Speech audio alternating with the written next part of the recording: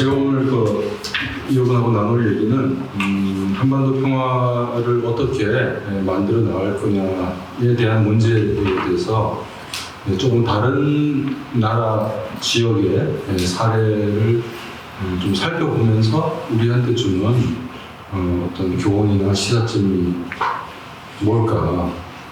제가 전달했죠. 제가 이번 이 과제 하면서 좀 홍보를 하려고 한겨레 신문에 인터뷰도 했는데,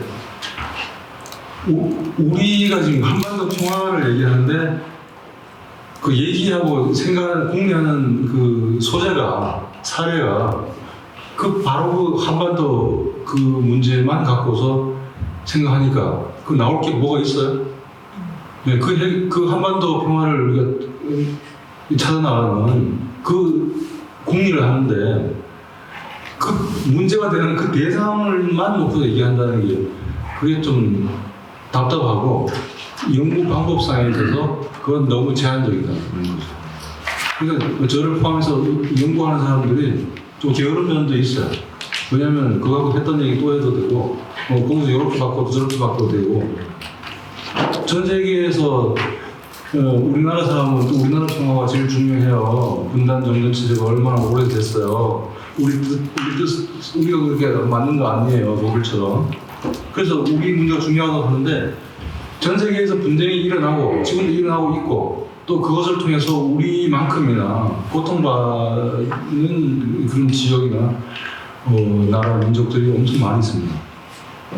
그래서 그런 쪽에 우리가 그 사례에 대한 이해, 공감대, 우리 교회 다니는 사람들 그런 거 아닙니까? 이제 우리 민족, 우리나라도 아닌데도 그 관심 갖고 기도하고 또 용기 있는 분들은 현장까지 가서 하는 이유가, 그죠? 그 경계를 넘어서 우리가 평화를 찾으려고 하는 거 아닙니까? 그런데 성공했든지 실패했든지 간에 다른 사례를 통해서 하면은 한반도 평화를 찾는 그 안목이 넓어질 수 있죠. 그래서 저희 연구원에서 이런 취지로 연구를 하고 있고, 제가 좀 실무적으로 연구 실무 책임을 맡고 있습니다.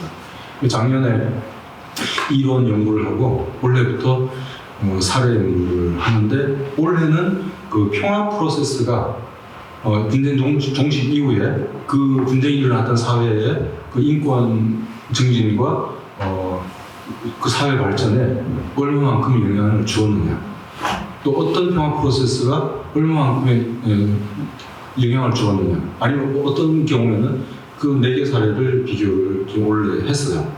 그래서 북아일랜드, 루안다, 캄보디아, 콜롬비아. 그리고 내년에는 앵글을 좀 바꿔갖고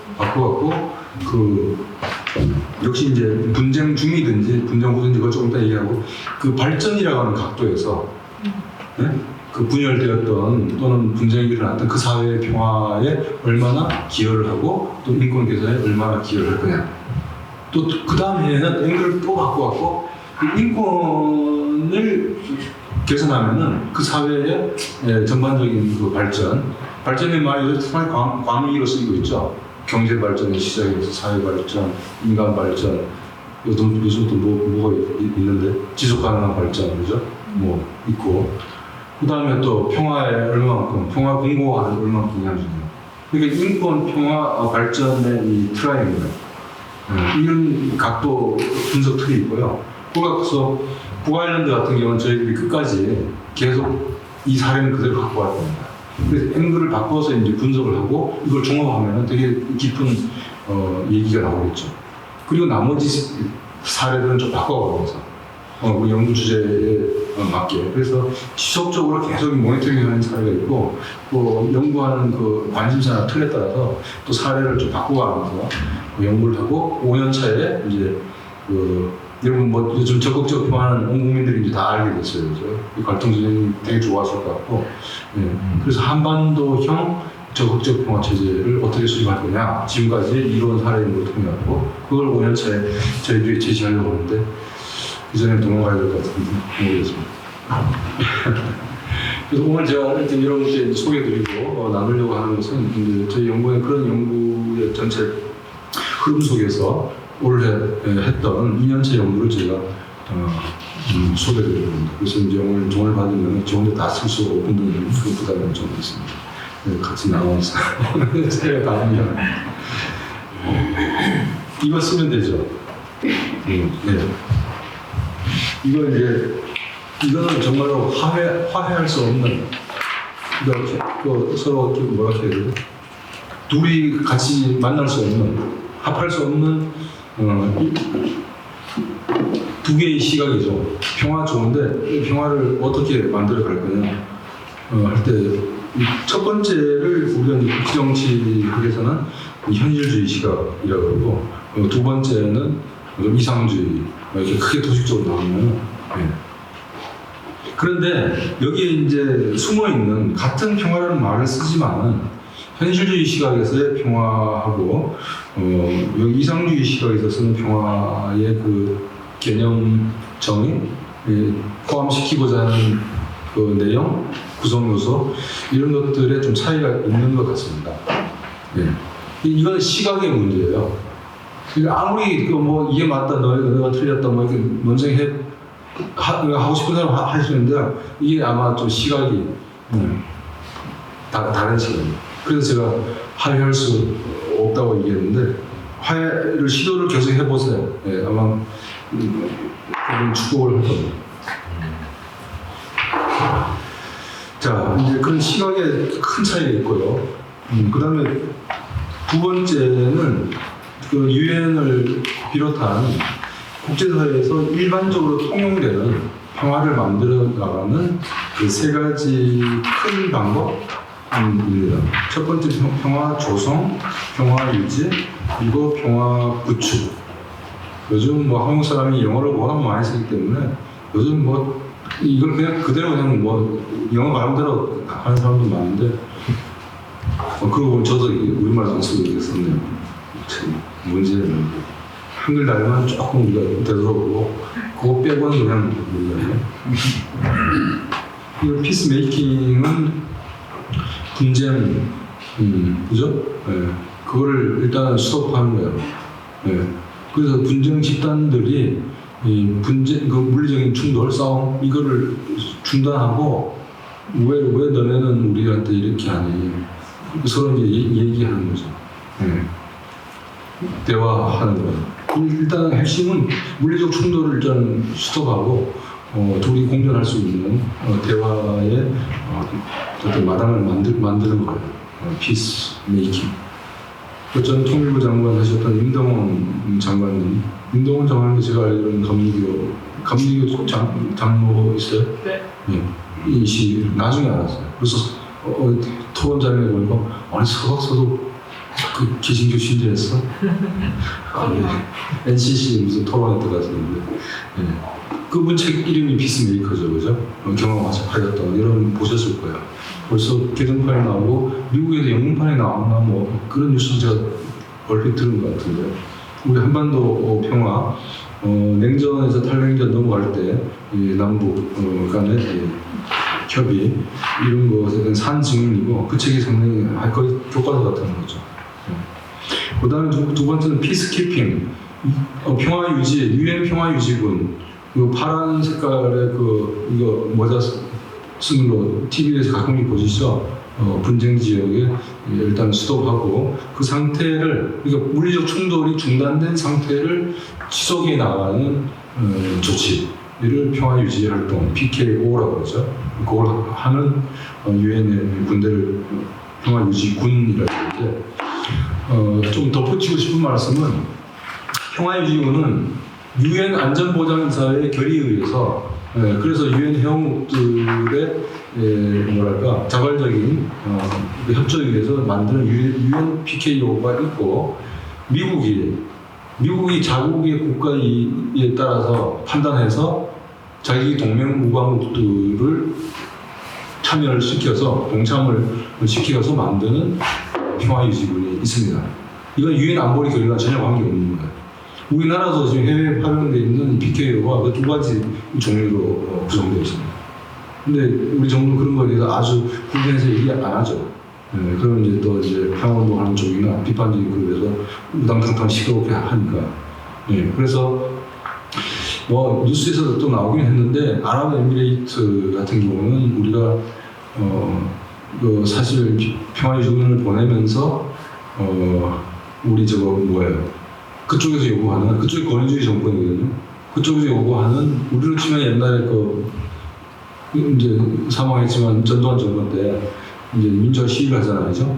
그거를 이제 지나가는 뭐 정경 뭐 이랬잖아요, 경찰. 그런 사람들 지나가는 훈련을 가르쳐 주는 그런 걸 껴갖고 원전 수출을 또 하듯이 그렇게 해서 조금 자세히 따지고 보면은 우리가 좀 지양해야 될 부분도 있습니다. 근데 어쨌든 간에 PKO가 그렇게 국제사회에서는 두 가지 형태가 있다. 있는 것이고 어쨌든 간에 유엔이 제한된 역량 속에서 이 PKO를 파견해서 일단 분쟁이 일단 중단된 상태를 지속해 나가고 분쟁 집단들 사이에 대화를 하고 무장을 해제하고 그다음에 제도 정치권의 선거 방식에 대해서 합의를 하고 선거를 통해서 임시정부를 구성하고 그다음에 헌법을 다시 짓든지 선거를 다시 하고 또 정부를 구성하든지 그 사이에 이 역할을 합니다. 근데 PKO는 군대로만 구성되어 있지는 않습니다. 민간인도 합니다. 예, 민간인이 그 상태에서 군인은 이제 물리적 충돌을 못하게 막지만 또 다른 사람들은 또 대화를 한다든지 뭐 도로를 닦는다든지 많은 피해를 받았던 지역 사회를 다시 이렇게 일어나게 하는데 여러 가지 물질적인 도움을 준다든지 아니면 의사나 간호사들을 가져가고 또 실질적인 치료를 한다든지 그런 역할도 PKO 활동에 들어갑니다. 우리나라가 이제 동티모르죠. 동티모르가 이제 인도네시아에 오랫동안 식민 통치를 받고 독립하는 과정에서 많은 유혈 충돌이 있었고요. 그리고 나서 독립해서 이제 이렇게 선거를 통해서 정부를 만들어 나갈 때 그때 우리나라가 처음으로 민간인이 가서 그때 손봉숙 변호사님 그분도 아마 그때 신문 책임자로 갔던 기억이 나는데 그때 우리나라 처음입니다.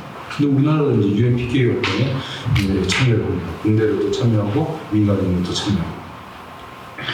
그다음 피스 빌딩은 이 메이킹 키핑 다음에 이렇게 해서 구분하는 개념이기도 하고 이런 과정 전체를 총칭해서 피스 빌딩이라고 하는 이 두 가지 정의를 하는데요.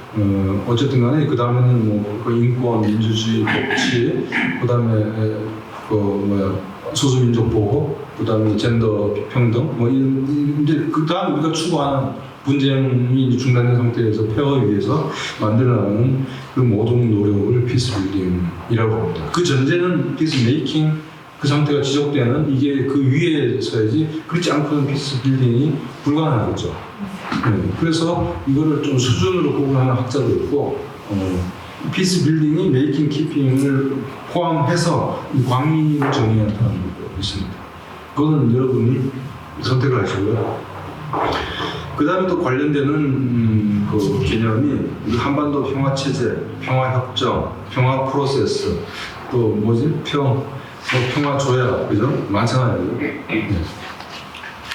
평화체제는 영어로 얘기하면 여기 두 가지, 피스 레짐, 피스 시스템.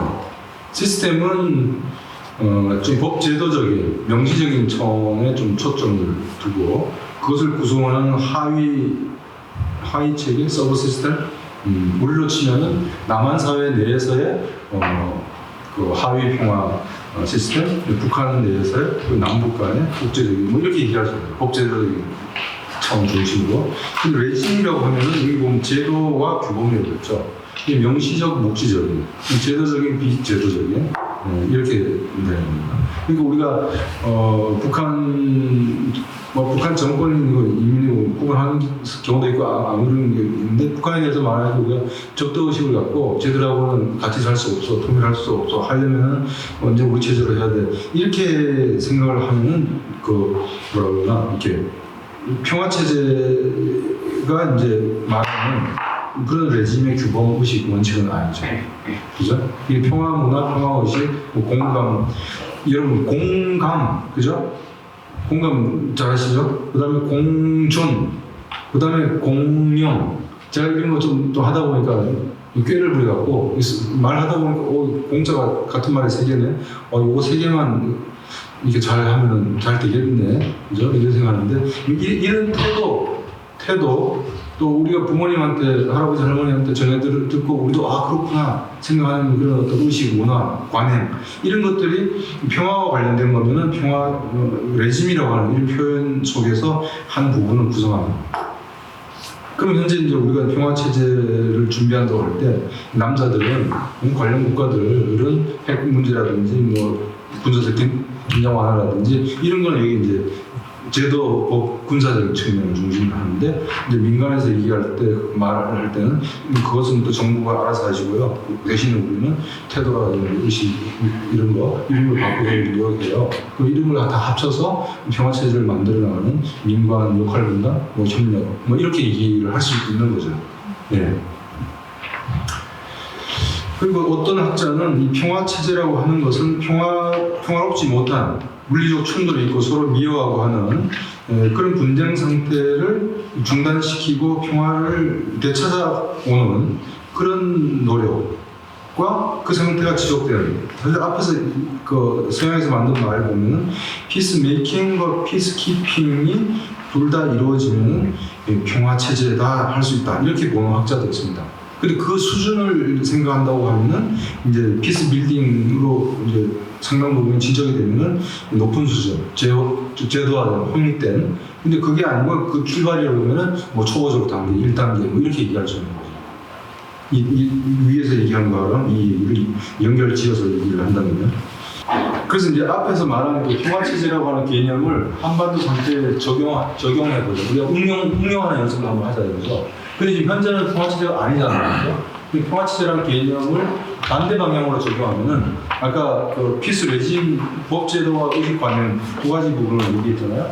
자, 그러면 그렇게 봤을 때 이 평화체제 반대의 현재 정전체제잖아요. 그 정전체제를 아미스티스 레짐이라고 하면은 법제도적인 측면에는 지금 이런 것들을 우리가 이제 거론하고 있죠.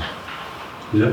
그 다음에 지금 의식 관행 문화, 이 묵시적인 규범적인 측면은 뭐 이런 것들이죠. 그죠?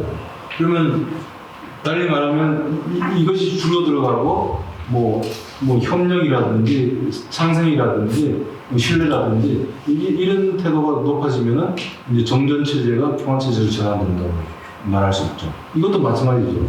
지금 이제 우리 반쪽 2부 조선민주주의 인민공화국은 한국전쟁이 끝날 그날부터 이 정전협정을 평화 쪽으로 전환하자. 그래야 평화가 온다. 이렇게 주장하는데 그 카운터파트 상대가 변해 와서 70년대 초반과 이런 남북이 해야 된다. 그러다가 가만히 생각하니까 이 남조선이 별로 자율성도 없고 미국의 정치적으로, 경제적으로, 군사적으로 정복되는 것 같고 뭐 이렇게 하고 이제 70년대, 74년인가 최고인민회의 결정부터는 북미 평화협정, 조미 평화협정에서 남조선 자격이 없다. 정면협정에도 이따 법리적인 거는 시간 되면 말씀드리겠습니다. 군사정전위원회 중립군 군사정전위원회 북한이 박사가 나왔죠. 90년대, 3년 4년은. 네? 왜냐하면 정전체제를 무력화시키기 위한 의도적인 조치가. 그게 판문점 미군이 뭐 우리 유엔사 사회자 미군이죠. 이쪽에 통보 안 하고 들어가서 그 정전협정을 무력화해서 이렇게 어쩔 수 없이 미국이나 한국이 나와서 회담을 하지 않으면 안 되는 그런 식으로 의도적으로 긴장을 조성하면서 여기서 탈퇴하고 이게 들어보셨죠? JS의 영화 그 이영애 씨가 있죠. 그건 저쪽이 우리 쪽이죠. 체코하고 스웨덴이니까요. 그리고 저쪽은 폴란드하고 어디죠? 하여튼 그쪽이었는데 북한이 쫓아냈죠. 집에 가세요. 우리 정전체제 이렇게 오래 갈 수 없어요. 지금 이것도 모르고 있습니다. 그래서 이번에 종전선언을 하면은 미국이 지금 뭐 약간 관변 그런 북한의 매체에서 이 종전선언 해야 되고 하면은 있을 수 없다. 같은 이유로 미국은 이런 게 좀 공론화됐다가 종전선언에 대해서 약간 좀 신중한 자세를 취하고 있다는 걸 들으셨죠. 그래서 이 사이에서 지금 북한하고 미국이 짜고치나 이런 생각도 들고 아무튼 이 체제라고 하는 것을 앞서 말씀드린 이 레짐이라는 개념으로 우리가 정의를 한다면 법제도적인 의식 규범적인 측면도 볼 수 있다면 현재 정년 체제를 그렇게 개념 적용을 해서 보면 이렇게 얘기할 수 있다는 거죠. 그럼 이게 어떻게 이렇게 넘어갈 수 있느냐에 대해서 당사자들이 얘기를 했어요. 그것도 여러 번. 네. 지킨 적은 별로 없는데 하여튼 말은 많이 했어요. 그게 이거예요. 상호 신뢰를 구축하는 것이 비핵화를 중림할 수 있다고 인정하는 겁니다. 우리 또 기억나시죠? 박근혜 정부 때는 대북 정책이 신뢰 프로세스라고 하는 그 이름으로 했잖아요. 그래서 남북 간의 신뢰, 그다음 국내 차원의 신뢰, 국제적 차원의 신뢰. 야, 하여튼 나 그때 그거 보면서 대단하다는 생각이 들었어요. 신뢰는 뭐 기본이고 알파 이제 오메가지. 그걸 또 무슨 정책 브랜드 이름으로 간판으로 내거는 것도. 그래서 그 당시에 박근혜 정부 때는 이건 내가 만들었다, 너가 만들었다. 전문가들 사이에서 누가 물어보지도 않았어요. 네, 그리고 나중에 정권이 올라가니까 다들 조용해. 그럼 신뢰 프로세스를 계속 가야지. 되지도 않았습니다. 이게 지지인의 계획이었습니다. 죄송합니다. 근데 북한은 이 말을 하면서 그 다음에 미국한테 계속 강하게 주장하는 이유가 미사일 발사 시험장을 조건 없이 폭파했어요. 네. 그리고 핵시험장을 하나 무너뜨렸어요. 북락시켰다고. 그리고 나서 어떻게 9.19를 맞이해요. 9.19 2차 평양정상회담. 그래서 미국 얘네들도 우리는 했으니까 그때 북한이 미국한테 요구한 신뢰 조치가 뭐였을까요? 지금도 실현되지 않았어요. 그게 종전선언이었고 그 다음에 민생 문제 한정된 제재 완화였어요. 이렇게 말을 해놓고 근데 나중에 알고 보니까 트럼프는 이게 관심이 없었고 국내 정치적인 공경을 벗어나기 위한 하나의 외교적인 술책으로서 이게 나왔다는 거죠. 그리고 그 뒤에서 볼튼이 이렇게 이제 모니터링 하면서 안 됩니다. 일단 하노이 정상회담은 참 정상 외교? 정상 외교사에서 참 특이한 저걸로 기록될 거예요. 국내 정치적인 배경을 갖고서 내부의 정리도 안 된 상태에서 둘이 정리도 안 된 상태에서 서로 멀리서 먼 곳에서 와갖고 잠깐 만났다가 집에 가는. 네. 저쪽은 비행기 타고 가는데 이쪽은 비행기 타고 가는 게 아니었어. 입장 바꿔놓고 대답할 때 어땠을까요?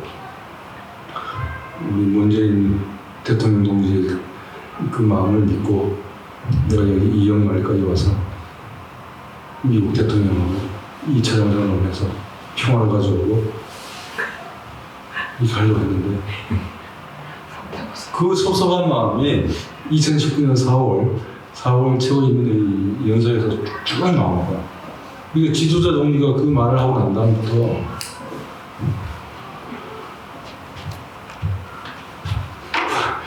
하여튼 북한의 강경한 입장을 취했던 모든 그 나라의 정권, 최고 지도자들이 북한의 정권 교체를 얘기했는데 그 말한 사람들이 다 자기가 먼저 정권 교체된 이 분명한 효과를 우리가 지켜보면서 이제 북서술을 대해야 됩니다. 자, 평화 얘기했어요. 그죠? 또 평화, 여러분 잘 아는 소극적 평화, 그 다음에 적극적 평화. 이게 일회성 강의니까 또 이렇게 출처를 다 밝혀요. 이거는 정말 통일하고 박동철 누구죠? 하여튼 이런 분들이 과거에 몇 년 전에 과제하면서 만든 그림인데 아주 잘 그려요. 제가 훔쳐왔어요. 소극적 평화는 말 그대로 물리적 충돌이 일어나지 않도록 하는 거. 일어나지 않는 걸 평화라고 합니다. 이 사람들 소극적인 말도 안 써요. 이게 평화라고 말해요. 어떻게 합니까? 힘으로 해야 되죠? 힘을 많이 비축하고 그렇게 해서 이거 내가 조금 잘못했다면 저쪽이 압도적인 힘으로 나를 공격하겠지.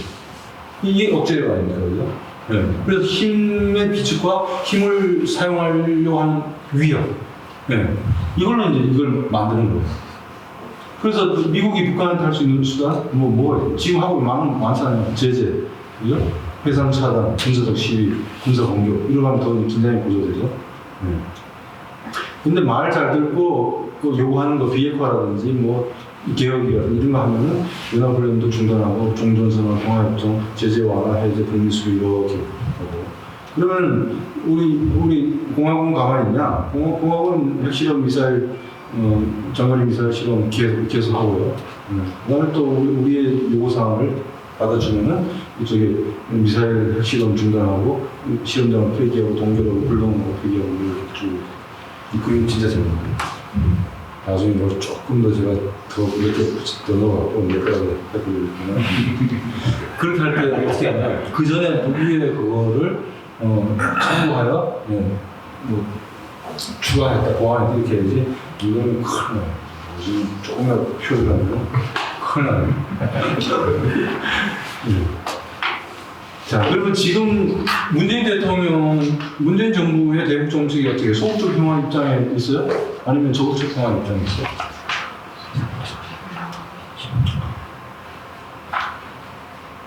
정확하게 그 판단을 하기 위해서는 객관적인 자료가 있어야 되죠.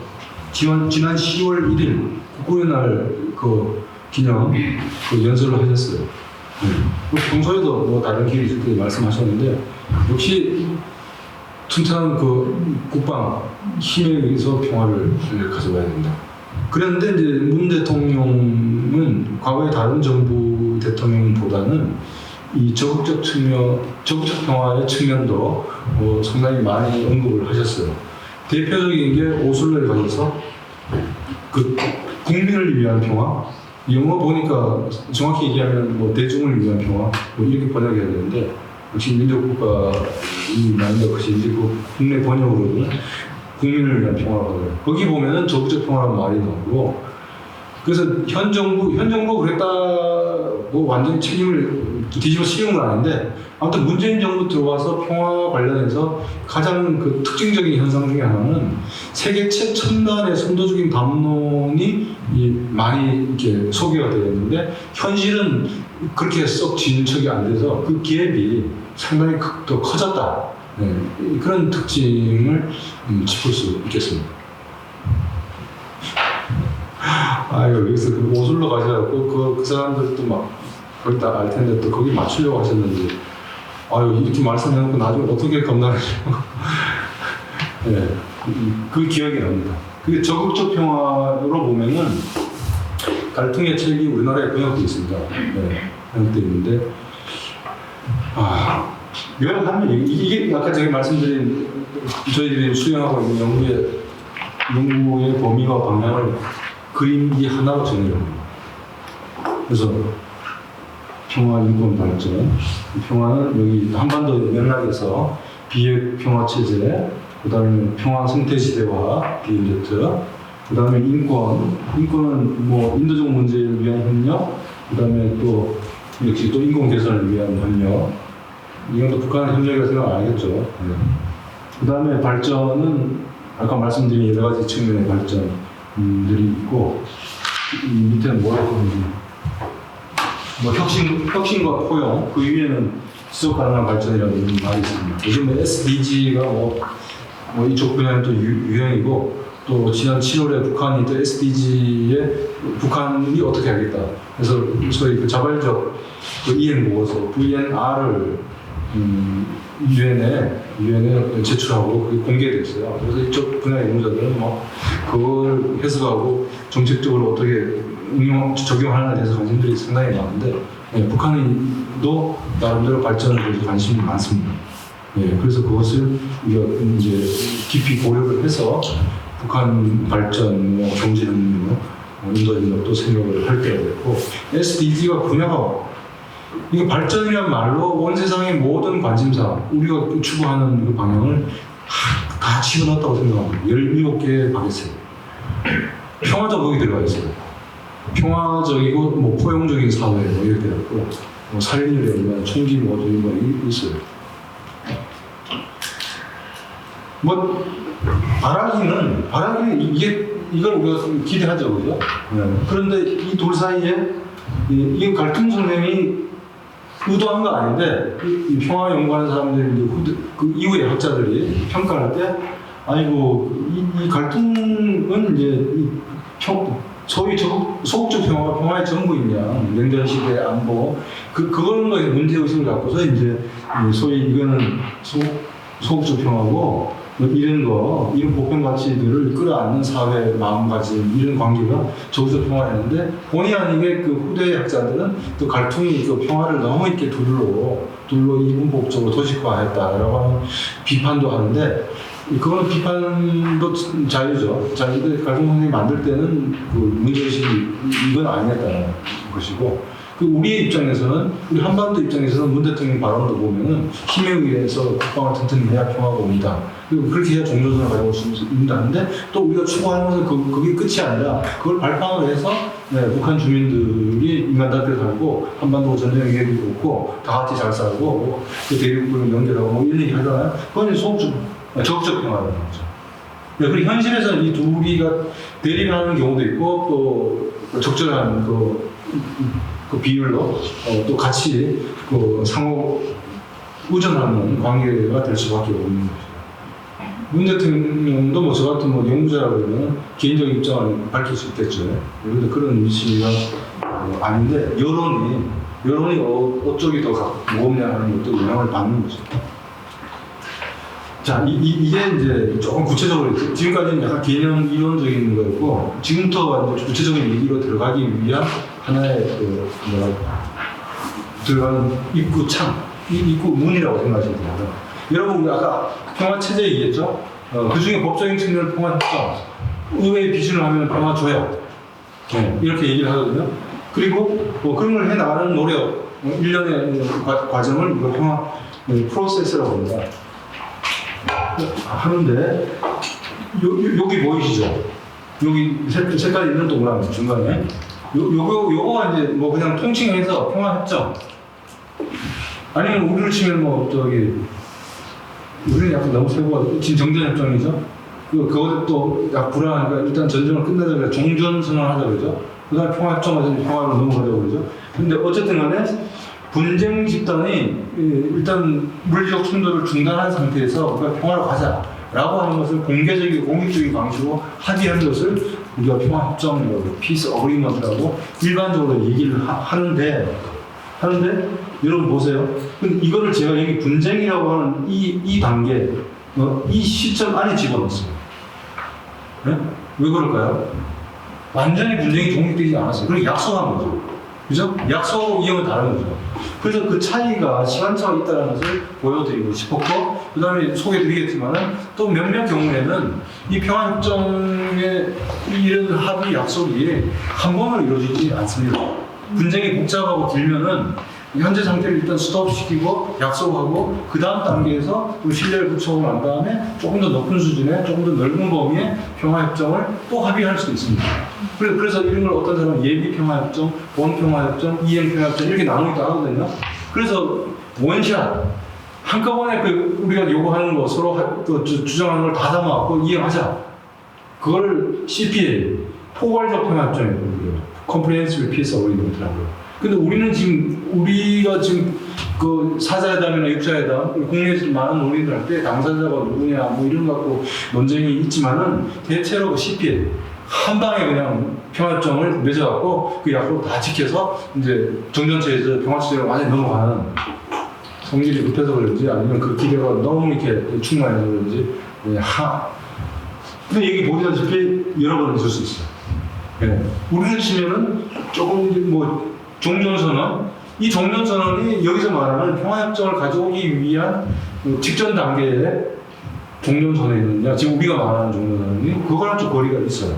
네. 근데 어쨌든 간에 좀 광의로 보면은 어쨌든 분쟁에서 평화로 가져오기 위한 서로 합의, 협의의 어떤 방법, 조치로 이해를 해 주시면 되고, 합의했다가 깨지고 이탈하고 되돌아갈 수 있죠. 네, 그래서 이렇게 되죠. 이렇게 안 가면 좋죠.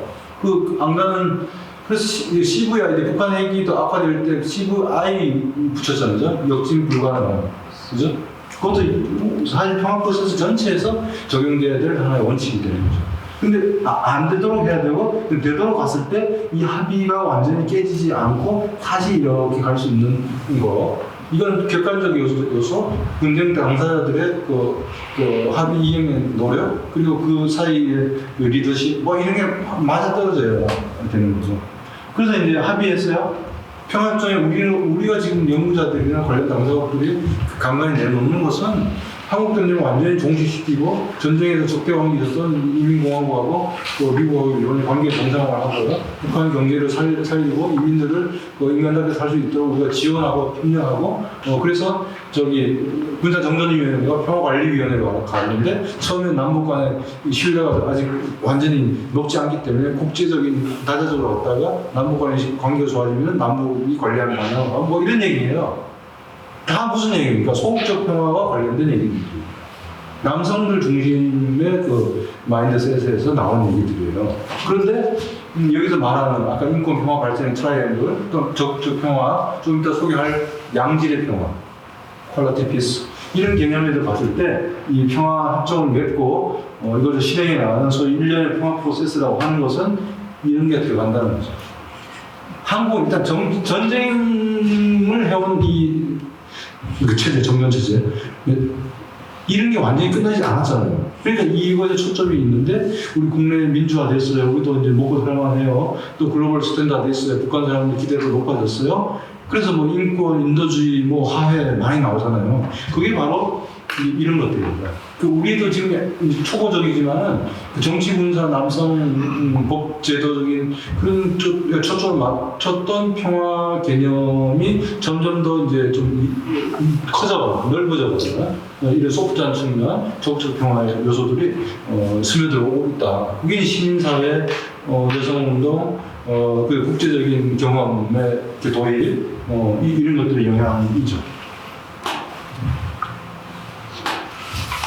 네, 그래서 그 국내에 분쟁이 일어났던 사회나 국가의 정치적, 경제적인 어떤 역사적인, 상당히 오래된 분쟁과 역사적인 거, 그리고 국제적인 이런 원인들이 조합이 되어서 이제 분쟁이 평화가 오는데, 그 가장 가까이 있는 그게 어떻게 넘어가냐 할 때는 분쟁이 르완다처럼 완전히 한쪽을 완전히 밀어붙지 않고 군사적으로 승리해서 승리한 쪽이 그 사회, 정권, 평화 프로세스 주도하는 이런 방식. 말은 못하는데 상당히 완전히 융합되지 못하는. 이 물리적인 승자와 패가 확실히 구분되는 거죠. 아니면 또 이렇게 평화협정으로 맺었느냐. 네. 여기서 자기 이해관계가 얼마만큼 반영이 되는 거죠. 그런데 분쟁 집단이 이 평화협정을 맺고 평화 프로세스로 갈 때 모두 다 참여하느냐, 일부가 반대하고 참여하지 않느냐. 그 참여하지 않는 집단은 스포일러, 평화 프로세스 이행을 방해하는 세력으로 역할을 할 수 있어요. 근데 그걸 끌어들이는 노력이 평화 프로세스를 이미 시작하고 있는 그 집단들 사이에서 할 일이에요. 그게 이루어지는데 상당한 시간이 걸리고 기회비용이 걸립니다. 네, 그게 평화 프로세스를 실질적으로 구성하는 한 또 내용이기도 합니다. 이 사례를 말씀드릴게요. 그리고 제3자기 UN, EU 국제기구, 과거에 식민 통치했던 그 서양 나라들 어떤 역할을 하느냐, 안 하느냐. 이런 거에 대해서 이제 평화 프로세스가 되는데 이런 것들이 다 영향을 미친다는 거죠. 그 평화 프로세스가 이퀄 평화를 다 가져오지 않을 수도 있어요. 실패할 수도 있고, 겉으로는 평화 프로세스인 것 같은데 내용을 보면은 실제로 그 지역 사회 주민들, 그 사회의 어떤 인프라 이런 쪽에 완전히 내려가지 않고 정치적으로만 도는 그런 경우도 있어요. 그래서 나온 개념이 피터 왈린스틴이라고 하는 사람이 만든 그 피스 퀄리티라는 거. 국내에서 번역은 안 됐는데 구글에 찾으면 이분의 소책이 2권 있어요. 하나가 둘 다가 편집하는 책이고, 저는 요즘 이 개념에 좀 고쳐하고 당분간 이쪽으로. 이건 뭐냐면 분쟁 종식 이후에 평화 프로세스를 어떻게 정의하냐면, 첫 번째는 시큐리티. 이거는 국가들 사이 안보가 아니고요. 분쟁이 종식됐어요, 일단. 권력에 의해서. 그리고 무장을 하고, 무장력을 독점적으로 행사하는 권력에 의해서, 아니면 그 정치 집단 관련된 무장 집단에 의해서 대중들이 살인, 위협, 뭐 여성 같은 성폭력, 이런 걸 안 당하고 안전하게 살 수 있는 상태를 지켜줘야 해요. 그 다음 두 번째, 디그너티. 인간답게 존엄한 상태에서 존엄한 대우를 받으면서 살아갈 수 있는. 그게 인권이고, 젠더 평등이고, 그 다음에 내가 인간으로서 최소한 먹고 살 수 있는 경제적인 수준입니다. 근데 분쟁이 심한 데는 이게 완전히 제로 상태에서, 제로도 아니고 마이너스 상태에서 시작하거든요. 근데 이게 막 외국에서 지원이 들어오는데, 막 중간에서 막 채가고, 밑에 내려가는 건 뭐, 100을 지원받아도 밑에 내려가는 건 5밖에 안 되고, 근데 줬다고 사진 찍어서 보고하고, 그리고 그런 상태가 이례적으로 일순간이 아니라 지속되고 예측 가능해야 된다는 거예요. 이 사람이 그 양질의 평화 개념에는 그 안전하고, 그 다음에 뭐 존엄, 여기 시간 개념이 들어가요. 지속 가능성 또는 예측 가능성이라는 이 세 가지 요소로 이 개념이 구성됩니다. 그래서 안전이라는 것은 아무튼 그 안정, 질서, 물리적 폭력의 통제 이런 게 있죠. 법칙, 공권력 법칙에 의해서 해야 되잖아요, 그죠? 그리고 존엄이라고 하는 것은 아까 말씀드렸던 인도주의, 인권, 발전 이런 것이죠. 이걸 또 측정하는 지표들이 있어요. 참 너무 많이 하시더라고요. 아, 이거 참. 그때 세상에 새로운 건 아무도 없어요. 뭐 하려고 그러면 성형물을 검토해야 돼요. 물론 괜히 뭐예요? 이게 이제 미국 노트르담 대학교의 크락 연구소 나오고 있습니다. 크락 연구소. 거기서 피스 에포드 매트릭스, 팸이라고 하는 프로그램을 만들었어요. 평화협정을 분쟁이 일어났던 사회에서 평화협정을 맺었잖아요. 평화협정에 콘텐츠가 있을 거 아니에요. 조항들이. 그 조항들이 여기에 있잖아요. 뭐 경찰개혁, 법치, 그다음에 성평등, 인권보호, 그다음에 무장해제, 그 민간인이 군인 갔잖아요. 거기서 그 사회에 민간인이 되돌아오는 거, 뭐 이런 거, 이거를 무장해제, 디스아머먼트, 그다음에 군인으로 갔던 게릴라로 갔던 사람이 자기 사회로 부모님 고향으로 되돌아오는 거, 디모빌리제이션, 그다음에 그 사회에서 이제 정상적인 경제사회 활동하는 거, 리인테그레이션. 그래서 DDR이라고 이게 이제 분쟁 종식 이후의 평화 프로세스의 가장 기본적인 요소들입니다.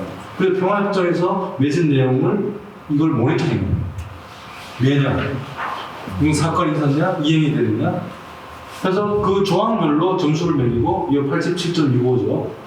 그리고 이 전체를 평균 내서 100점 만점도 평균을 내요. 그리고 이게 10년 동안, 최소 10년 동안 분쟁이 다시 재발하지 않고 평화협정 이행을 꾸준히 해가고 그 법제도로 정착돼 가냐 보면은 그래서 80점 정도 넘어가면은 아 이게 평화 프로세스가 이제 정상 궤도에 성공하고 있다. 그 다음에 안 그런데도 이제 하는 거예요. 제가 이런 걸 하려고 했는데 이미 하고 있어요. 그리고 또 하나 이번에 저희들이 이제 평가할 때 평가 지수가 이겁니다. 아까 발전이 있었잖아요. 그래서 UNDP 아시죠? 많이 들어봤죠, 그죠? 북한 국민의 UN 개발 프로그램. 그 UNDP에서 인간 발전 지수라는 이걸 갖고 있습니다. 이게 간단해요. 몇 살까지 살고 싶어요? 그 나라 국민들 기대 수명 있잖아요. 그 다음에 당신 나라 국민들 얼마만큼 벌어요, 1년에? 그 다음에 학교 어디까지 다녀요? 요거 갖고서 이 세 개를 합쳐서 이 점수를 매깁니다. 이제 분쟁이 종식되고 난 이후에 저는 매일 아침에 대중교통 타고 다니면서 이제 그 UN 홈페이지에 들어가면 UN 뉴스라고 있어요. 국제 정치나 평화나 뭐 이렇게 개발이나 이런 거 관심 있는 사람들 그 앱이 있습니다. 앱을 깔아갖고 아침에 우리나라 신문 뻔 하잖아요, 이제 5분 다 보죠. 그러면 이제 딴 거 봐요. 오늘도 콜롬비아의 구테레스 그 유엔 사무총장이 그 평화협정 체결 5년 됐거든요. 현지를 가셨어요. 가셔서 여러 사람도 듣고 잘된 것도 보고 하고 그런 뉴스 나오고 그런데도 불구하고 계속 거기 또 그 암살 무장 평화협정에 참여하지 않은 무장 단체가 하나 있습니다. 영향력이 큰. 그 참여했던 전 무장 게릴라 요원 그 지역사회에서 평화를 만들어 나가는 그 인권 옹호자들 시민단체 활동가들 이런 사람들을 죽여요. 지난 5년 동안 몇백 명이 죽었어요. 예, 이건 평화 프로세스이지만은 참 평화 프로세스라고 말하기도 참 부끄러운 이런 상황도 있고 반대로 북아일랜드도 쭉쭉 진척해요. 그런 데서 이걸 얘기합니다. 네. 그래서 이걸 갖고서 발전이 SDG 넣으면 뭐 다 얘기할 수 있죠. 근데 그게 워낙 많으니까 그러면 평화 인권 얘기 하지 않아도 되죠. SDG 관점에서 얘기할 수 있는데 저희들은 아무튼 아까 말씀드린 이거 갖고서 이제 다 얘기를 하고 발전 이걸 집어넣어서 같이 보완적으로 평가 측정을 합니다. 시간이 많이 갔기 때문에 북아일랜드 사례만 오늘 보시면 4개 사례를 간단하게 소개하고 있는데 북아일랜드만 달라요. 그 나머지는 저희 연구 보고서가 국민 세금으로 다 이해하는 것이기 때문에 내년 1월 달쯤 되면 이 보고서가 제 홈페이지에 PDF로 뜹니다. 이 관심 있는 분을 쭉 읽어보시면 돼요. 오타도 찾으면 제가 이제 공적 좀 드릴 테니까. 북아일랜드는 여기 있습니다. 이게 저기 잉글랜드고, 그죠? 잉글랜드고, 여기가 아일랜드죠. 그리고 이게 영국의 식민통치를 받았다가 이제 독립을 해요. 이 아일랜드가. 이 독립하는 과정에서 식민통치할 때 이미 이쪽에 그 앵글로색슨, 그 영국 사람들이 많이 들어서 정착을 했어요. 지금 이스라엘이 팔레스타인 자치구역 중에 많이 민간인들을 보내고 그래서 지금 자치구 정착촌 만드는 거 아시죠? 네, 아주 교묘하고 정교한 수법이에요. 네, 그거 비슷해요. 그래서 독립을 시켜줄 때 이쪽은 영국 사람들이 많이 들어와서 안 된다. 여기는 아일랜드 정부로 독립 안 해도 우리들은 영국 그 정치를 받겠다 해서 이거는 따로 남아야 됐어요. 그래서 거기서부터 시작된 거예요. 여기서 런던 정부가 아예 그냥 과감하게 했으면 모르겠는데, 그래서 애초에 그 이후에도 영국이 여기서 이제 직간접적으로 영향을 미치고 또 이쪽에 또 영국계 무장 세력들을 지원하고 때로는 직접 이렇게 무장 억압을 하고 이렇게 했거든요. 식민 통치부터 이게 동서 문제, 영국 아일랜드 사이의 갈등 문제를 동서 문제, 우리 옛날에 지역 감정 동서 문제 기억나시죠? 그리고 이렇게 여기가 북아일랜드가 아일랜드와 떨어져서 따로 영국이 영향을 미쳤기 때문에 이걸 남북 문제고요. 그리고 이 북아일랜드 내에서 영국 사람들이 사는 동네, 그 다음에 아일랜드 구교 카톨릭 교도들이 사는 동네 나눠져 있어요. 지금도 평화협정 외국 평화 프로세스 열심히 하고 있지만은 이 두 그룹들은 따로 살아요. 그 사이에 피스 월이 있어요. 네. 그 경제 활동도 거의 따로. 네. 일부 NGO들이 청소년들 불러왔고, 아이고 우리는 그래서 되겠네, 부모님들 그랬지만은 이 북아일랜드 내에서의 또 분단이 있어요. 그러니까 삼중 분단체제예요. 우리는 몇 중이에요? 우리도 남북, 남남, 그죠? 옛날에 동서는 이제 빠지고 요즘 뭐 세대 갈등이 있나요? 우리도 뭐 3주는 될 거예요, 최소한. 그죠? 그리고 또 복합 방정식 이후에 일어나기 때문에 뭐 1차, 2차는 재미가 없어요. 근데 기본적으로 내전입니다, 내전. 여기서 그 얘네들이 영국의 영향권 안에 있는 경찰들이 이쪽에서 민주화, 인권 보호하는 그 아일랜드 주민들의 평화적인 그 의사표현을 이제 물리적으로 이제 탄압하죠. 탄압하면 참다가 이제 무장 세력이 나오는 거죠. 아일랜드에서 독립을 주장하는 거죠. 이 관련된 영화도 많이 있죠, 그죠? 국내에서도 많이. 네. 그러면서 이게 계속 이어진 거예요. 최소한 40년, 90년대부터 지금까지, 지금 98년까지. 그러니까 이게 이제 아일랜드계하고 영국계, 그 다음에 종교는 종교가 그 밑바닥에 있는 건데 앞에 있는 건지 모르겠는데 이게 신교, 부교, 프로테스탄트, 그 다음에 저기 카톨릭. 평화협정이 지금 말씀드리니까 98년이 이 대표적인 이게 확실한 평화협정이거든요.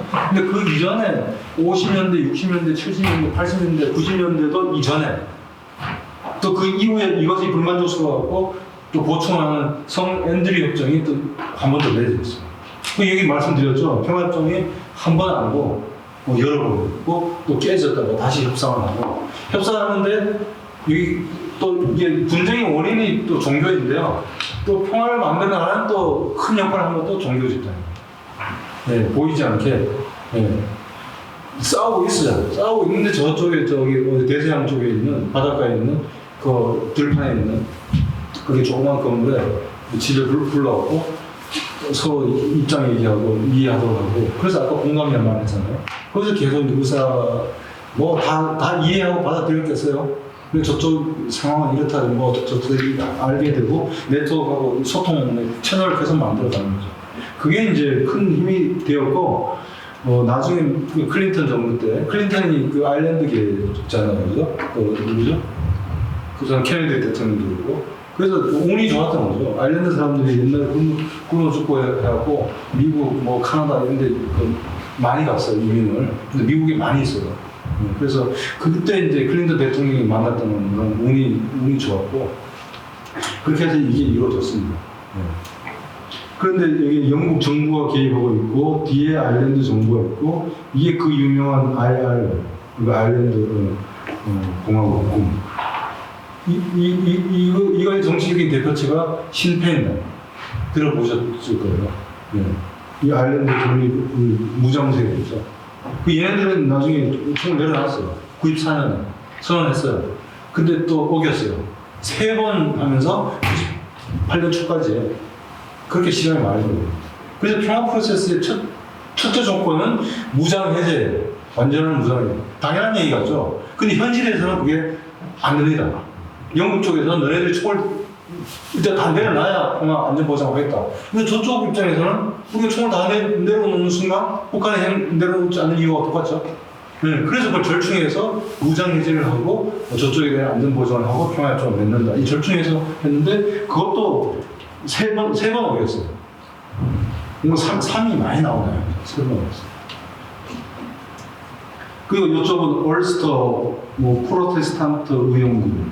그리고 얼스터 뭐예요? 자원병. 이건 다 영국계 무장 민병대들. 그 얘네들 엄청나게 많이 죽였어요. 아일랜드 그 시민들.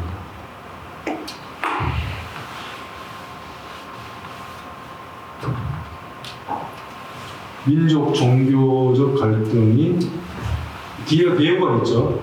배우가 이제 아일랜드하고 영국인데 힘의 차이가 있는 거죠. 그래서 사회적인 차별, 인권 침해가 제도화되고 정당화되고 지속되고 그리고 먹고 사는 문제까지는 이제 엄청나게 불평등이 컸던 거죠. 이게 이제 그 악순환이죠. 폭력, 인권 침해, 저발전의 악순환. 제가 몇 년 전에 갔었어요. 코로나 전에 몇 년 전에 갔었는데 여기는 좀 없는데 보고서 보면 나와요. 그 이제 평화협정 체결되고 10년 지나니까 카톨릭 교도들 사람들하고 아일랜드 사람들하고 프로테스탄트 그 영국계 사람들하고 그 경제적 격차 있죠. 소득, 그다음에 취업률, 고용 이 격차가 컸는데 10년 지나니까 거의 일치하는 거죠. 그래서 EU에서 엄청나게 기능 지원을 했습니다. EU에서. 그 아까 피스월 있죠? 서로 그 경계 짓고 있는 거기에서 서로 화해하고 같이 지내세요. 그런 토론하고 프로그램한테 지원하고 그 다음에 경제적으로 그 저발전되어 있는 아일랜드 사람들이 많이 사는 데에서 고용 창출이라든지 그 직업 훈련이라든지 이런 데만 지원을 많이 하고 그 다음에 특히 청년들한테 미래 세대의 주역이니까 너희들은 싸우지 말고 같이 살아라 그러면서 그런 교육 프로그램 그런데 그 EU가 엄청나게 많이 돈을 줬어요. EU 덕을 많이 본 거예요. EU가 이렇게 들어와서. 근데 이번 영국이 브렉시트도 하고 되고 나는데 그 관련해서 아직까지는 그 EU권에 있어요. 그 영국은 이제 같이 끌어내 갖고 왜냐면 우리 인하권이 있으니까 이제 복잡합니다. 이 브렉시트. 그러나 아직 이 실업률 격차는 완전히 해소되지 않았고요. 일단은 아까 말씀드린 것처럼 생활 자체가 공간적으로 떨어져 있어요. 그리고 이제 부모님들이 가보니까 영국 사람들이 사는데 집 앞에 다 영국기 있죠. 영국기하고 걔네들 뭐 약간 문화적인 성향이 있잖아요. 모자 이런 걸 딱 보고 완전히 달라요. 동네도 다르고 이런 게 엄청 남아 있습니다. 그래서 화해가 얼마나 중요한지, 그죠?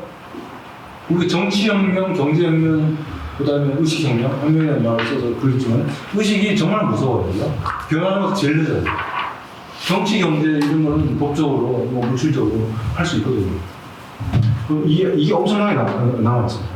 그래서 아까 말씀드린 것처럼 무장해제가 약속했지만 계속 지연됐고, 그러면 시간이 많이 걸리죠. 그리고 아까 그 영국계 그 7년 걔네 무장 그 집단이 끝까지 98년 그 평화협정 맺을 때 참여 안 했어요, 유일하게. 그러면 위험하잖아요, 그죠? 예. 그래서 한 번 더 해서 그때 그 UDT라고 영국 통합민주당이 들어와서 완전히 무장이 됐고 선거를 치르면서 이제 무장 세력이 제도 정치권에 들어오는 거죠.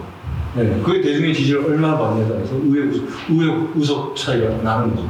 이제 법적으로 평화적으로 이제 경쟁을 하는 거죠. 말하자면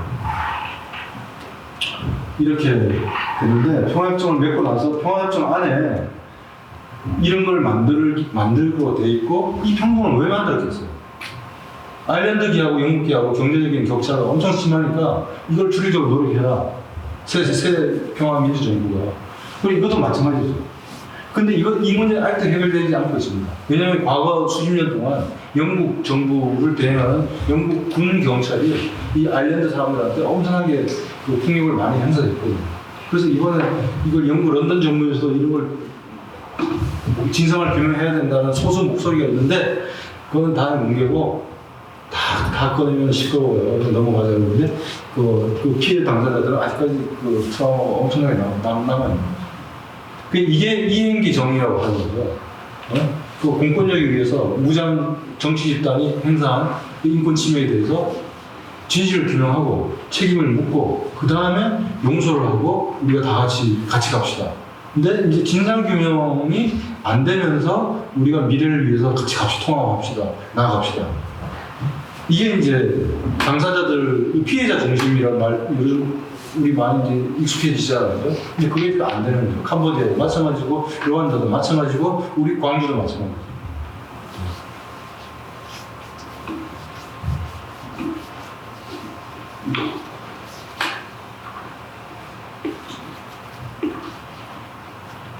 우리 보고서를 기대하세요. 지금 교정 중에 있어요. 이 시황관계가 콜롬비아 잠깐 얘기할게요. 콜롬비아는요. 그 아일랜드와 비슷하게 이것도 옛날부터 중남미는 전부 스페인을 비롯한 서양놈들이 다 막았거든요. 먹는 거, 그런 생각하는 거, 하여튼 모두 다. 심지어는 이제 카톨릭도 엄청나게 나쁜 짓을 많이 해서 이번 그 프란치스코 그 교황님이 그쪽 방문해서 사과를 했죠. 옛날에 엄청나게 종교에 이르고 강한 폭력에 이르고. 이것도 내전이거든요. 내전인데 여기는 그 옛날 이쪽은 땅이 넓으니까 그 지주하고 땅 없는 사람들을 관한 계급적인 불평등, 사회적인 차별, 그것을 가장 깊은 그 밑에 배경으로 하고 있고요. 그게 이제 냉전을 거치면서 그 이념이 여기에 더 씌워지고. 그래서 콜롬비아 정부는 당연히 이제 친미 이제 자유민주주의 정부인데 이것에 반대하는 그 무장 집단들이 이제 자기의 어떤 거점, 무장 투쟁 거점을 확보해서 거기서 마약도 만들고 농사도 짓고 하면서 무기와 그쪽에서 살고 있는 민간인들을 때로는 강제로 그 무장 게릴라에 참여시키는 거죠. 그렇게 해서 50년이 됐어요. 50년 더 됐죠. 지난 2016년, 5년 전에 평협정을 맺었습니다. 평협정을 맺었는데 주요 분쟁 집단들 중에서 요거 있죠, 요거. ELN. 이게 뭐예요? 민족 해방인데. 이게 지금 여기 참여 안 했어요. 근데 최대의 그 좌익 무장 게릴라 입장이 이거예요. 콜롬비아 혁명 무장들. 이게 이제 평화협정을 맺었어요. 콜롬비아 정부하고. 그래서 이게 최대 무장 입장이면 이 사람들이 갖던 근거지가 있잖아요.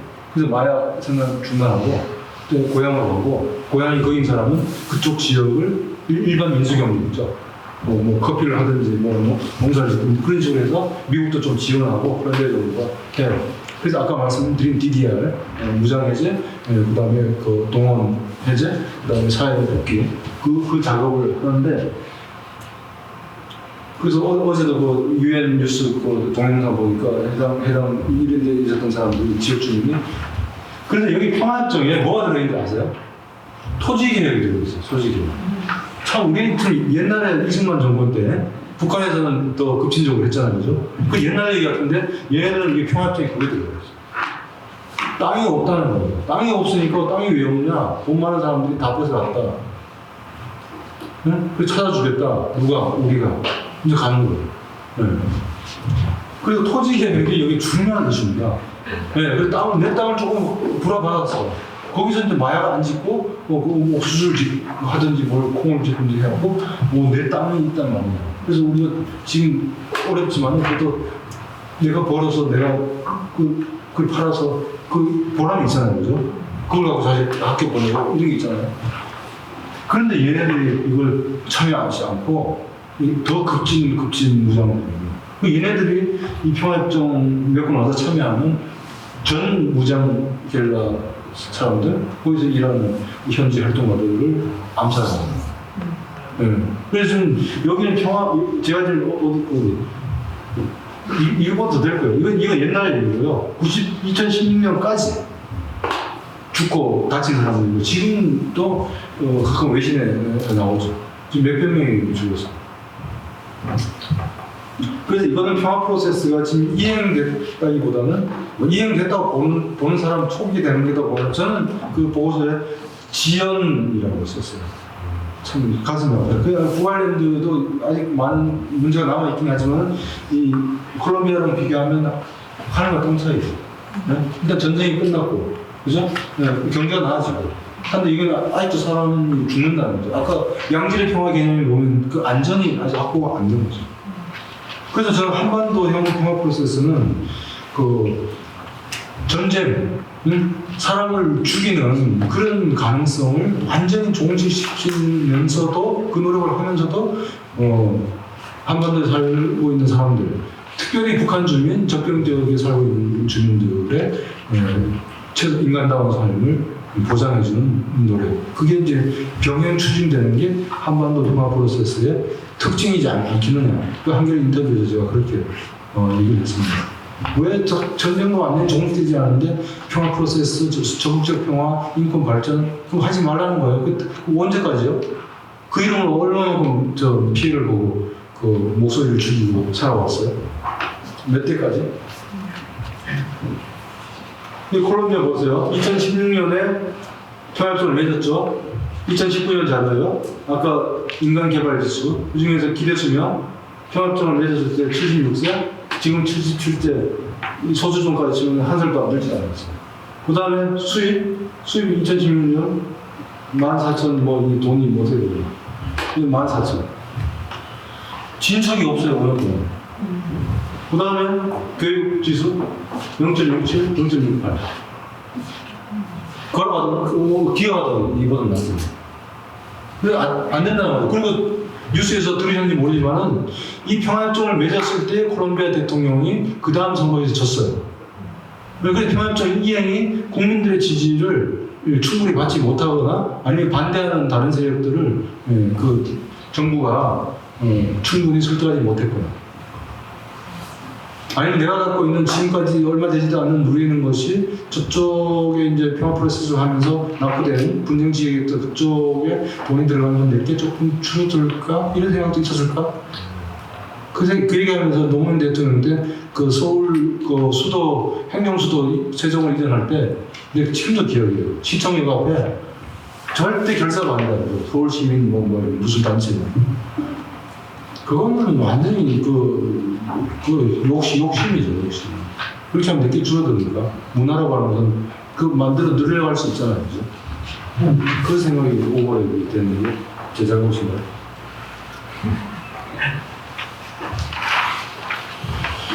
참고하시고요. 일단은 정리를 하겠습니다. 그래도 30분, 40분 정도. 제가 생각하는 이건 제가 결론에서 제가 쓴 거, 이건 표절이거든요. 분쟁은 일단은 물리적으로 분쟁집단이 싸우면은 너 완전히 죽고 나 살 때까지 이렇게 가면 안 된다. 일단 평화적으로 협상을 해야 됩니다. 그렇게 하기 위해서는 상대를 인정하고 저 사람이 나랑 이념이라든지 그 전에 우리 부모를 죽였다든지 그러니까 나는 저도 뭐 교회에서 활동 좀 했지만 목사님들 중에 북에서 내려온 많잖아요. 그런 분들이 그렇게 주장하는 걸 이해해요. 이해하는데 그런 분들 중에서도 내가 기독교인으로서 목사가 그래서 안 된다고 그래서 북한을 용서하고 북한을 돕고 대화해야 된다는 사람도 있어요. 네, 난 그런 목사님 그렇지 않은 분들도 이해하지만은 이런 분들을 저는 따랐어요. 여기도 이제 그렇게 가야 되는 거죠. 네. 협상의 상대라고 하는 것을 인정해야 협상이 되죠, 그죠? 안 그러고 내가 이걸 더 많이 갖고 오기 위한 기만 전술로서 대화에 나온다고 그러면 요즘 다들 일과 머리가 좋아서 금방 알았을 거예요. 그럼 나도 안 해. 그러면 안 되는 거죠. 국제사회의 개입과 지원이 아무리 있어도 당사자 집단이 그렇게 하지 않는 이상 안 돼요. 북아일랜드, 콜롬비아가 왜 이렇게 오래됐습니까? 이거 우리한테 똑같은 얘기예요. 이 성립은 됐어요. 깨지고 뒤로 가지 않고 그래서 꾸역꾸역 중간에 중단되더라도 이게 하게 하는 데는 제가 뭐 그 인터뷰도 했지만 분쟁 당사자들이 계속 뭐 완전히 안 되면 싸울 수도 있잖아요. 싸우면서 대화의 차원을 계속 열어놓고 네. 그 다음에 두 번째로 자기들이 다 하지 못하는 것을 시민사회가 그 비공식적으로 아니면 다른 영역에서 그걸 할 수 있도록 해서 열어놓고 그걸 인정해주고 그 다음에 세 번째 국제사회 개입이라는 표현이 관여, 중재 하는데 공정하게 해야 돼요. 네. 한쪽에 편들면은 안 돼요. 이 캄보디아가 조금 이렇게 정치권에 대한 쪽으로 지원을 해도 그런데 밑으로 많이 못 들어가거든요. 시민사회 완전히 그 혜택 지원을 못 받아요. 네. 그래서 현장으로 많이 들어 주는 쪽도 약간 자기 편에는 뭐 이런 것도 있다는 보고가 그쪽 캄보디아 전문가 그걸 박사학위 쓰신 분 해외에 계신 우리 한국 교수인데 그분이 그런 얘기를 하더라고요. 인터뷰를 직접 이메일로도 했는데 시간이 많이 걸립니다. 우리 같은 경우를 고질적 분쟁 유형이라고 해요. 쉽게 분쟁의 요인이 간단하지 않고 그것을 꼭 관련되는 이해 당사자가 많고 네. 그리고 그것을 조정 평화로 옮길 수 있는 지도력이 취하고 그 뒤에 이런 복합적인 갈등에 이해를 갖고 있는 다른 배후에 있죠. 키프로스도 뒤에 그리스하고 터키가 있잖아요. 우리도 뒤에 누가 있어요? 미국, 일본, 있고 중국, 러시아가 있죠. 네. 그런데 북아일랜드는 지정학적인 그 소교같이 그 우당탕탕하는 그런 게 없었던 게 다행이에요.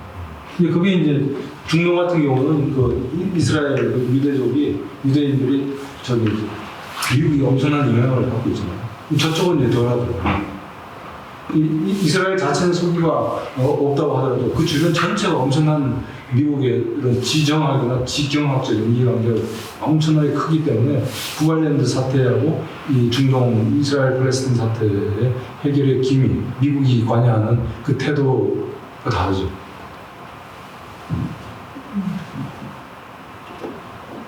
이거 좀 어려운 일인 거야. 끝났어요? 이게 아까 말씀드린 이 사람의 책 중에 하나입니다. 일단 이렇게 가야 된다는 거.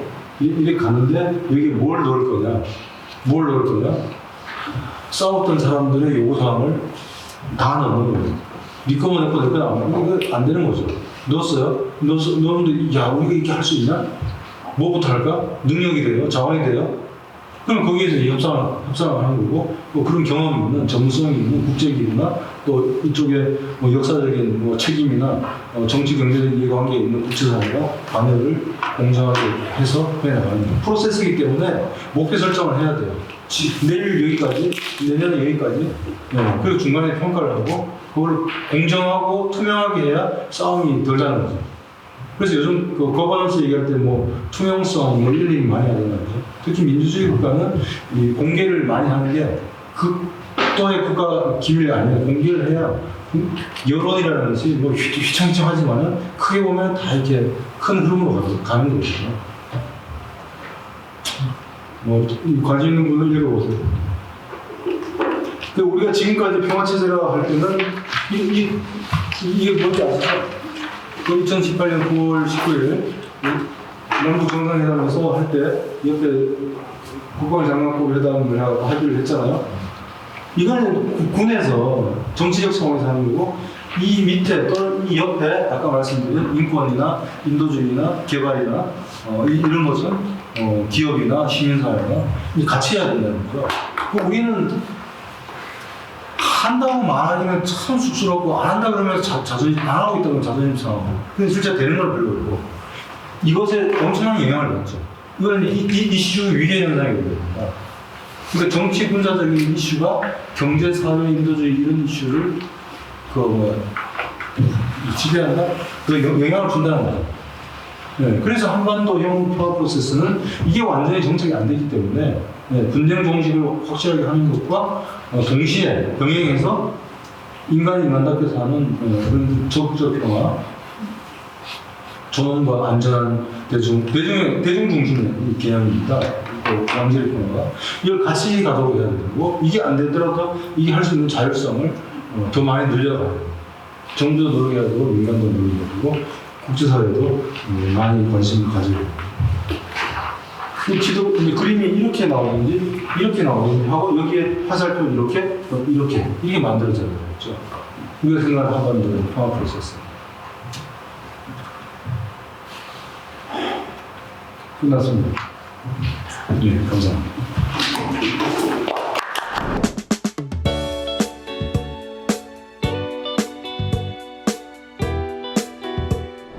자료를 좀 조사해 보니까요, 종전선언을 하는 경우가 예를 들어서 뭐 이스라엘, 이집트, 이스라엘, 요르단, 그다음에 지금 좀 더 시끄러운 이디오피아, 에리트레아, 뭐 여러 분쟁의 경우에 평화협정을 맺기 전에, 평화협정을 맺기 위해서 분쟁국 정부들 사이에 신뢰를 조성하는 조치로서 종전선언을 한 경우가 몇 번 있었어요. 대표적으로 가장 근자에는 이디오피아, 에리트레아인데, 거기는 연도는 까먹었는데 하여튼 종전선언을 채택한 그 해에 몇 개월 지나서 2개월인가 3개월 지나서 평화협정을 맺었어요. 애초에 그걸 겨냥해서 한 거예요. 근데 지금 우리가 지금 말하는 종전선언은 평화협정을 궁극적으로는 우리가 기원하겠지만은 지금 목화 이 상황에서 종전선언은 평화협정을 채택하기 전 단계로서 맺는 것은 아니죠. 현실적으로. 평화협정을 미국 입장을 취하면은, 또 우리 국내 대다수 여론을 취하면은 비핵화라든지 남북 간의 군사적 긴장이 상당히 많은 수준에서 이게 경감된 상태에서 평화협정 체결을 할 수 있는데, 지금 그런 조건에서 상당히 많이 멀리 있죠. 그래서 그것보다는 비핵화 회담에 이제 북미가 다시 나오도록 유도하고, 그 다음에 이런 것을 한국이 적극적으로 중재해 나가면서 남북 관계를 다시 회복해 나가서 남북 주도의 한반도 평화 프로세스를 다시 복원하는 그런 의미가 더 크지 않느냐 싶습니다. 그리고 소개드렸던 이론이나 사례들을 봤을 때 종전선언이든지 아니면 평화협정이든지 간에 이게 경우에 따라서는 아까 말씀드린 포괄적 평화협정 CPA의 방식이 아니고 특정한 주요 사안별로 또는 당시의 정치 군사적인 상황 맥락 속에서 몇 단계를 거치면서 진행될 수도 있다. 예를 들어서 지금 종전선언이 들리는 얘기로 또 우리가 기대하기로는 2007년 노무현 김정일 정상회담 때 합의한 것처럼 3자 또는 4자 정상에 의하여, 그 다음에 판문점 선언에는 3자 또는 4자 이렇게 했거든요. 정부인지 나라든지 정상이라는 말은 빠졌어요. 그러니까 그 급의 문제도 있고 당사자가 3이냐 4냐 문제도 있어요. 그런데 우리의 기대로는 한꺼번에 다 할 수도 있지만은 북미 핵협상 그걸 통해서 남북이 다시 뭐 남북 대화도 동시에 복원되고 이렇게 봤을 때 북미가 우리는 여러 번 했다고 이미 정상들 합의해서 간주하고 해석했을 때 북미 사이의 종전선언을 뭐 외교장관급이라든지 아니면 뭐 정상회담이 더 좋고요. 그 다음에 남북미가 하든지 남북미중이 하든지 이렇게 하면서 이렇게 해갖고 결국은 평화 프로세스가 본격화되는 비핵화 진전을 포함해서요. 그렇게 갈 수도 있죠. 그런데 일반적인 경우는 이 종전선언이 평화협정의 첫 번째 조항에 해당됩니다. 지금까지 양진영의 대중들을 고통에 쳐넣었던 이 전쟁, 물리적 충돌을 중단하고 미래를 향하여 우리는 우호 동반자 관계로 바꾼다. 뭐 그런 선언을 하고 그 다음에 전쟁에서 뭐 피해를 본 사람을 위해서 우리가 뭐 공동으로 노력하고 뭐 그 영토는 어떻게 하고 뭐 이렇게 쭉 나와있죠. 그래서 종전선언이라는 것은 사실 이렇게 별도로 이렇게 하는 경우가 좀 이례적인 경우라는 거죠. 근데 우리의 경우는 중동이라든지 콜롬비아라든지 이런 것처럼 장기 분쟁, 고질적 분쟁을 평화로 넘어가는 과정이 있어서 이런 정치적 신뢰 구축의 조치로서 이런 방안들이 별도로, 왜냐하면 지금 아까 원샷이 어렵다고 했잖아요. 문제가 복잡하고. 그래서 이런 종전선언 자체도 저는 여러 번 있을 수도 있다고 생각합니다. 그런데 이번에 할 경우에 얼어 있고 막혀 있는 남북 교류 협력, 그다음에 북미 남북 사이의 당국 간 회담뿐만 아니라 민간 교류, 그다음에 인도적 지원 이런 것들과 관련된 DMZ 통과, 또는 DMZ 아니고 뭐 DMZ 위에는 하늘이겠죠. 거기에 또 이렇게 받으러 가는 그런 통로를 여는 의미도 있겠죠. 근데 북한이 지금 당사자가 북미면은 뭐 북한이 당연히 참여하는 걸로 하겠지만은 만약에 지금 유엔사가 뭐 아무것도 정전 체제에 변함은 없고 뭐 비핵화를 뭐 하고 전쟁을 완전히, 그래서 언론에 나온 거는 비핵화 문제는 일단 안 넣는 걸로 하고 전쟁 상태를 완전히 종식시키는데 합의한다. 그 자체도 저는 상당히 크다고 생각합니다. 우리가 언제든지 전쟁을 다시 해도 법적으로 문제가 없고 기술적으로 핵전쟁을 해도 물리적으로 가능한 수준이잖아요. 그 종전선언에 상당히 큰 의미가 있다고 생각하고요. 혹자는 좀 나쁘게 보는 사람도 있고 좋게 보는 사람도 문재인 정부가 끝까지 레민다 없이 한반도 평화 남북관계 발전을 위해서 최선을 끝까지 다하고 그 다음 정부가 누가 들어서든 간에 이건 계속 이어지는 그런 어떤 평화 여론 조성에 의미가 있다. 좋게 보는 사람은. 나쁘게 보는 사람은 말할 것도 없고. 그렇게 보는 사람도 있지만은 이거는 새로운 합의가 아니라 기존에 합의된 것을 이행하는 차원이자는 거죠. 예. 그래서 이것은 정치적으로 법적으로 문제가 없는데 평화협정하고는 좀 거리가 멀고 DMZ를 이용한 남북 교류 협력에는 상당히 좀 촉진제 역할을 할 것이다. 그 방식이 어떻게 될지는 몰라요. 일단 종전선언이 북한이 받아들일지도 지금 모를 일이고, 요즘 오늘 나온 뉴스 보셨죠? 뭐 노동신문이나 중앙통신은 아닌데 약간 급이 떨어지는 뭐 북한 관변 뭐 단체인데 전쟁 연습하고 미국에서 따라가고 이러면서 뭐 남북 관계 좋아질 수 있냐, 종전선언도 관심이 없다는 식으로 얘기하는데 좀 더 적극적으로 하라 이거죠. 근데 이거에 대해서 좀 우려하거나 좀 비판적인 보수 여론도 우리가 이제 고려를 해야 돼요. 아까 말씀드린 이 소극적 평화, 적극적 평화, 힘에 의한 억제하고 그 다음에 지원과 대화 협력에 의한 그 평화, 이 두 가지 노선이 현실에서는 같이 갈 수밖에 없거든요. 특히 한반도 상황에서는.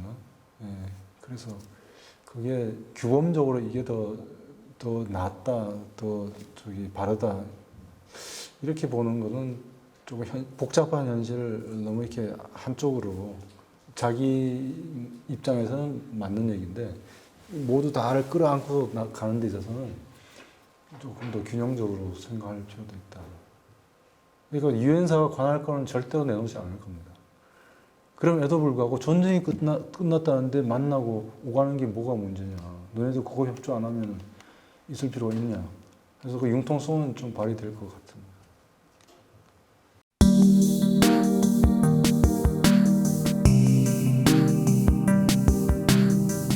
정권의 안정성, 그쵸? 그 불안정하면은 그죠? 우리가 저기 그 북아일랜드 평화 프로세스 보면은 거기뿐만 아니라 이게 분쟁 집단이 싸우다가 협상을 하면은 그 대표가 나와서 협상을 하잖아요. 근데 자기가 대표에서 나왔는데 안쪽이 뭐 협상하고 되도록 하니까 뭐 또 정권이 바뀌어 있거나 그러면 여기 이 합의된 게 여기 수용이 안 되는 거죠. 뭐 그 정도는 아니더라도 또 내부에서 분란이 이렇게 되면은 그 지도력이 또는 뭐 정권이라고 할 수도 있겠고 최고 지도자라고 할 수 있는데 그게 그건 필요 조건들 중에 하나겠죠. 예. 그 애초에 여기서 이제 큰 틀의 방향을 잡고서 나가는 거잖아요. 거기서 정권을 얼마만큼 주느냐. 예. 그래서 결국 여기서 그 승인이 돼야 되거든요. 엔도스가 돼야 되거든요. 정부 여당, 그 다음에 정치권, 그 다음에 그 평화협정 같은 경우는 뭐 나중에 총선거를 통해서 그걸 집행한 정부 여당이 선거에서 이기면은 이것까지도 지지하는구나 되고 아까 콜롬비아 사태 같은 경우는 뒤집어지니까 그거 자체도 이제 부정되는 거죠. 예, 부정되는데 국제적으로는 완전히 부정된 건 아니에요. 유엔에서 승인을 했고 이거에 대해서 그 유엔에서도 지지하고 모니터링하는 또 프로그램이 있고 미국이 지지하고 있고 한데 그래서 그 필요 조건 중에 하나라고 얘기했는데 보다 중요한 것은 그 사회의 여론하고 그 다음에 분쟁했던 직접 가담했든지 간에 아니면 뒤에서 그걸 지지를 했든지 간에 그 사회가 갈려져 있는데 그게 어떻게 융합이 서로 다시 화합을 할 수 있는지 그거하고 또 합의한 내용이 분쟁이 그 오래되고 복잡하면 합의한 내용도 많잖아요. 근데 기대 수준도 높고 근데 정치적 지도력이나 경제적 자원이나 사회적인 뭐 소위 사회적 자본 뭐 이게 네트워킹이나 뭐 이런 것들이 잘 안 돼 있다 그러면은 제한적으로 순서를 정해가고 해야 되는데 여기 이제 얼마만큼의 인내가 있고 서로 이렇게 분쟁했던 쪽이 이제 정치권은 들어왔는데 합의를 하면서 이렇게 스무스하게 그러나 조금씩 나아갈 수 있느냐. 그러니까 지금 질문은 정권뿐만 아니라 이 정치적인 차원뿐만 아니라 사회 경제적 차원에 있어서도 얼마만큼 이것을 팔로우업 할 수 있느냐. 안 됐을 경우에 지도력이 얼마나 잘 행사되면서 인내하면서 이탈하지 않고 분쟁이 재발되지 아니하고 국제사회의 지원을 이끌어내고 하느냐. 그래서 아까 결론에서 했던 그 얘기하고 좀 비슷한 것 같아요. 어떤 평화 프로세스냐. 평화 프로세스라고 다 성공하지 않는다는 거죠. 여기 보면은 북아일랜드 같은 경우는 성공했다고 평가하는데 일단은 아까 98년 그 평화협정에서는 그 하나 저기 영국계 그 민주통합당이 참여 안 했는데 그 성 앤드류 협정에서 그 참여하지 않았던 무장 집단이 참여하면서 선거를 그 전에도 선언을 했어요.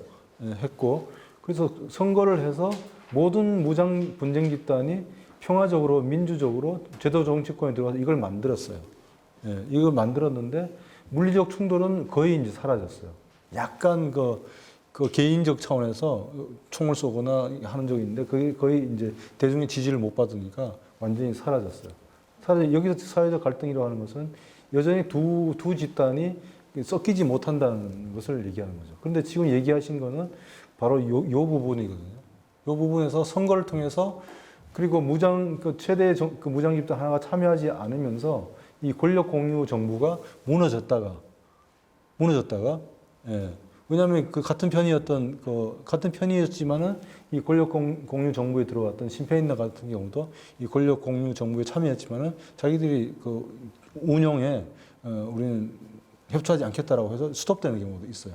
그래서 그런 경우도 있고 콜롬비아 같은 경우는 아까 말씀드린 것처럼 아예 대중들이 평화협정 자체를 채택한 정부에 대해서 총선에서 그 패배를 시킨 거죠. 예, 거기서 동력이 떨어진 건데 그만큼 사회적 합의 또는 그것을 대변하는 정당 정치권 내에서 충분한 공감대 형성이 중요하다는 거죠. 얘기를 안 했는데 여기는 아예 한쪽을 완전히 깔아뭉개고 나서 들어온 거죠. 예, 그렇기 때문에 말을 못 해요. 완전히 이건 독재 권위주의적 방식으로 평화를 독점하면서 가는 거고, 국제사회 지원 같은 경우도 아니, 자기들 부패도 많이 있고요. 여기는 분쟁에 참여했던 집단들이 나눠 먹은 거예요, 권력을. 그리고 얘네 크메르 루즈 집단은 끝까지 참여 안 했다가 이제 파리 평화협정 때 그때 자기들 배제될까 소외될까 겁나갖고 참여했어요. 그래서 여기는 그 분쟁에 참여했던 주요 이제 분쟁 집단들이 권력을 나눠 먹고 이 밑에 시민사회는 완전히 아직까지 그 자생력이라 할까요? 이게 안 돼 있어요. 그래서 정권이 안정되었다는 말이 틀린 얘기는 아닌데 그 어디야? 이 르완다나 캄보디아 같은 경우 권력 독점, 이 권력 뭐랄까 지네들끼리 나눠 먹는 거 이런 걸 봤을 때 그게 좀 필요 조건 중에 하나다. 나머지 분야들하고 다 종합적으로 봐야 된다.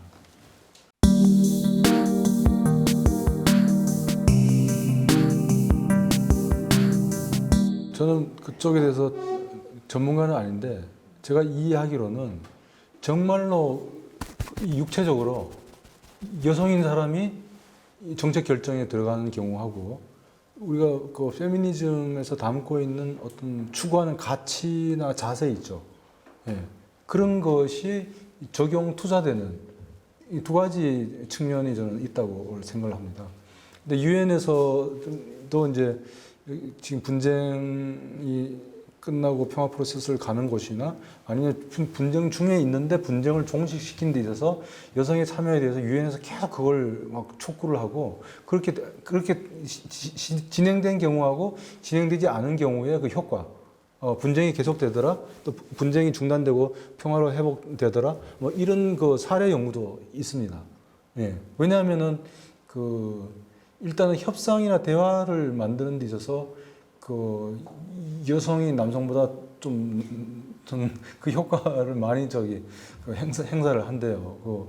원래 뭐 생물학적으로 그런지 아니 사회적으로 뭐 그런지는 모르겠는데요.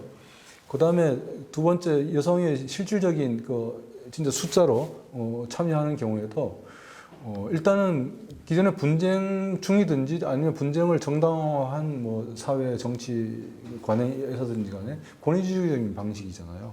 예, 그건 애초에 남자들이 이제 주도를 해왔고 그것을 정당화하는 게 이제 물리적인 것, 제도적인 걸 포함해왔고 폭력 문화잖아요.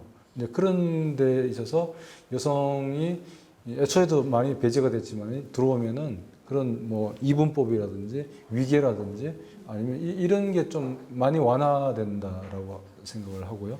그 다음에 이제 돈을 포함한 정책 자원들의 그 분배에 있어서 복지라든지 어떤 뭐 그런 쪽에 어떤 이 군사 무기 이런 쪽 예산이 이쪽으로 가는 데 있어서 여성들이 좀 더 많은 그 친화력 그런 쪽 여론을 조성하고 그런데 그건 여러 사례들로 실증이 되고 있으니까요. 그래서 뭐 유엔만이 아니라 그 교회 세계적인 그 네트워크를 갖고 있는 교회 조직 같은 경우에도 저도 뭐 그 예전에 대학 다닐 때부터 보면 무슨 회의나 뭐 이렇게 큰 의미 있는 총회나 이런 데 가면 꼭 여성 청년 쿼터를 두잖아요. 그죠? 그래서 그걸 악용하는 경우도 있지만은 그런 걸 저는 교회에서 먼저 좀 배웠어요. 예. 그 이유가 소수 집단을 보호해야 되고 배려해야 되는 것도 있지만은 적극적으로 보면은 그 집단이 생각하고 추구하는 바가 좀 더 우리가 전체적으로 추구하는 데하고 더 가깝고 친화력이 있다라고 하는 걸 그때 배웠는데 요즘은 이제 어쨌든 간에 이 담론상으로는 많이 확산된 것 같아요.